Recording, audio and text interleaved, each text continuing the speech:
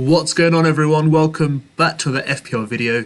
My name is Mo, and today I'll be going through my team selection for game week 26 in this FPL season for 2021-2022. It's been a while. I'm finally back with some videos, and live streams will be back to normality. Been away, been a bit different, been a bit odd not being here, but do you know what? Since I've been away, things haven't been too bad. It's always been onwards and upwards. So for the last couple of game weeks, I've only had one red arrow, and we got another green arrow this week. So today's team selection, we'll go through what transfers I'm going through, what my preview is, my captaincy selection, any chip selections that I'll be playing because it's a double game week, and we'll review game week 25 of how well and how bad it went for myself. But for me, personally, it did have some good points and it had some negatives as well, but we won't dwell too much around that.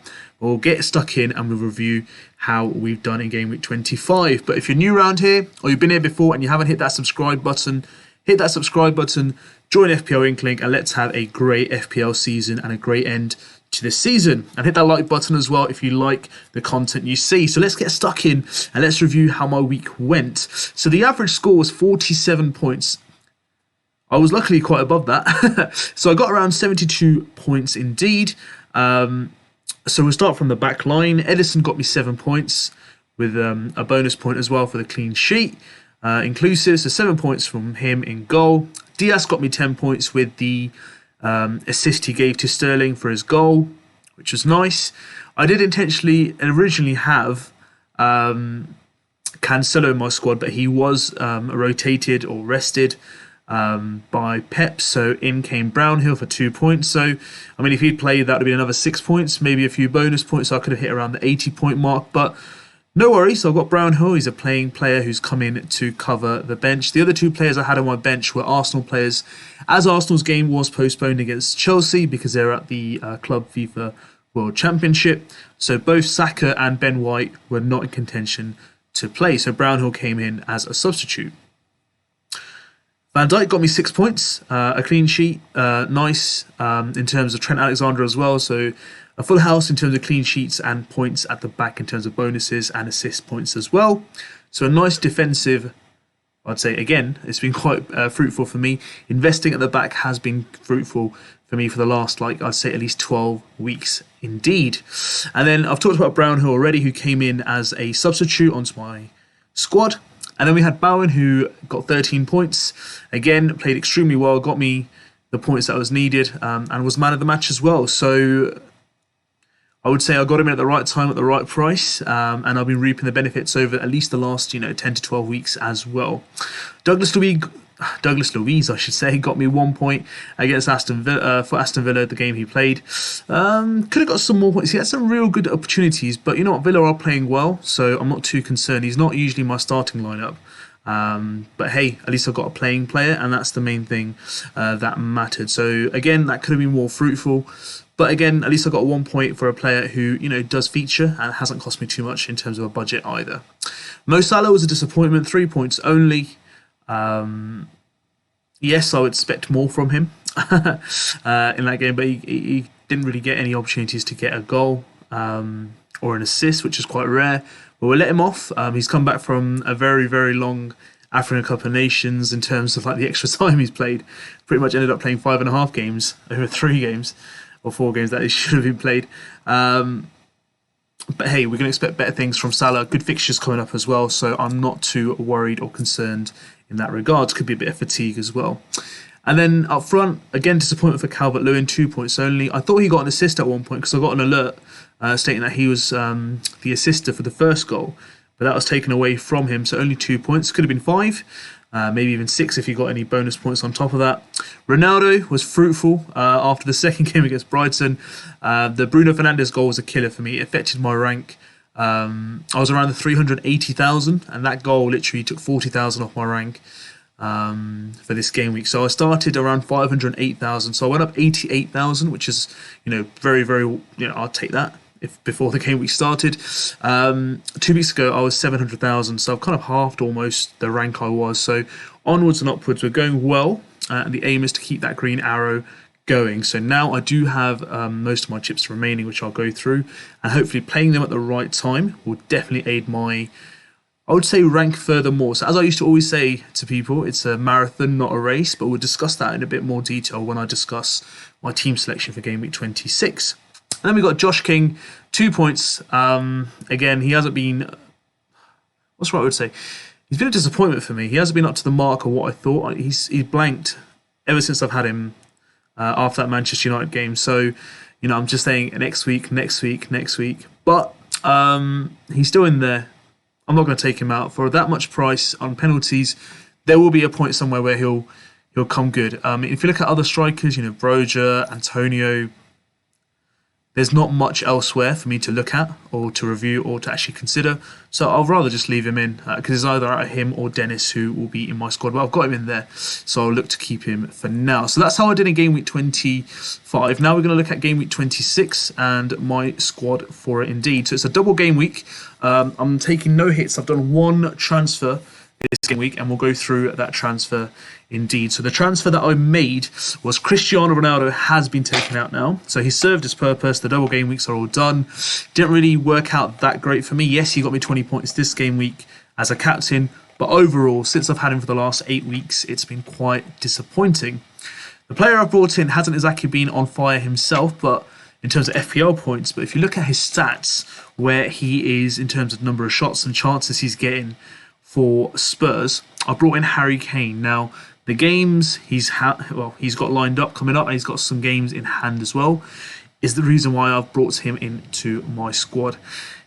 Will he hit form or not? It's just going to be luck. I think generally this is the time for me to kind of invest in him and see how he does, because no one else is really performing that I've got my eye on. The worst come to worst in the next couple of game weeks, if he does blank and Son's doing well, I can do a straight swap from Saka to Son and then probably change Kane to like an Antonio if he hits a bit of form. So there's always a backup plan for this, but for now I've backed Kane because I think he's on penalties and I think there was a good form or some good points to be taken from him in terms of him going big in FPL. Right, so we'll start from the back. So I've taken Edison onto the bench and I've brought Foster in because he's got a double game week, and plus Man City have Tottenham at home, which at Etihad they can get a clean sheet, but I think it will be a tough game. And Tottenham usually do well against Man City at the Etihad Stadium, so we'll just have to wait and see. I mean, even Nuno I think won his first game there last season, I think it was. Yeah, so again we can be hopeful. So I've gone for Edison and Diaz on the bench. In comes Foster in goal, and I've got Cancelo for Man City in the team. Now, for example, if he's rotated, I've still got Diaz on the bench to come on and replace him, but I doubt he'll be rotated for this game week. And then defence, double defence for Liverpool. They've got a double game week against Norwich and Leeds. Trent Alexander-Arnold will be my vice-captain this week, and Van Dijk also is in my defence. I've got Ben White, who's got a double, along with Saka against Brentford and Wolves. So again, I assume Arsenal should be favourites to win both games because they're both home as well. Now, I've played a triple captaincy chip on Mo Salah. So this is going to be quite a popular choice this game week. So Mo Salah is going to be triple captain against Norwich and Leeds. Fingers crossed he comes good, and that could be what will help, aid my rank further.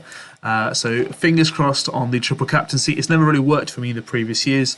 I generally hope this is the first time it goes well, and it helps me because I have been saving it for a very long time to be played. And then we've got Bowen at home against Newcastle. Now, Newcastle did play well last week, but West Ham have done very well, and they're in contention for Champions League spots. So this should be a game where Bowen should get the opportunity to go big indeed.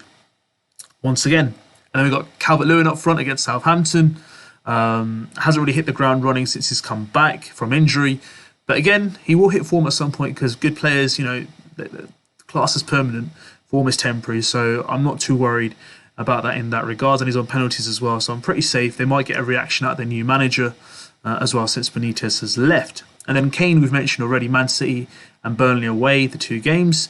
So I assume he should be hitting some form there.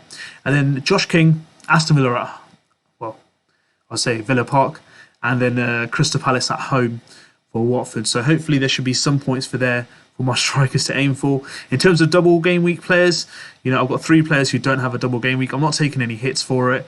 There's no need to. Yes, I've got Brownhill on the bench, but I think Bowen can outscore him and Calvert-Lewin if they do get a good game rather than those 2 games that he does have. So that's the team I have lined up for. I'm pretty content. I think they should be doing pretty well, and I hope to get my rank further improved this game week.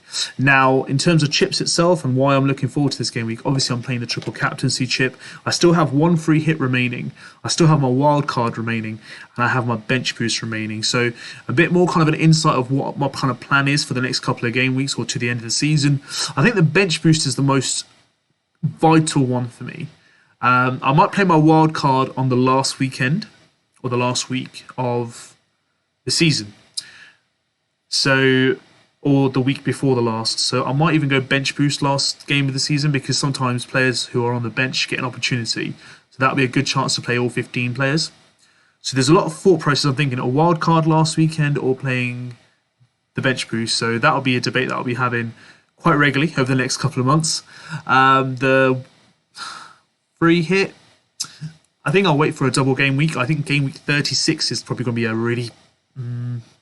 I've heard it's going to be a big one, so I might just hold off there. So my last 3 weeks might be all chips related, so who knows? I might play it earlier, but we don't know. In terms of a wild card, I don't have any plans to play it yet. I'm very happy with my squad.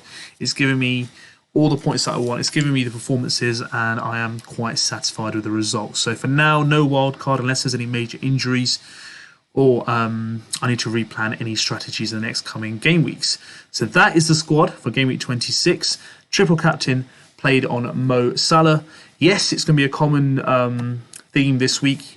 A lot of managers will play this triple captaincy chip, but it's a great chance, if you do still have it, to utilise it. Because I've seen some managers look at Saka, potentially on triple captaincy, Alexander-Arnold, and I've also seen, managers consider alternatives to play, maybe even later on in the season. But for me, it's Mo Salah for the 2 fixtures he has.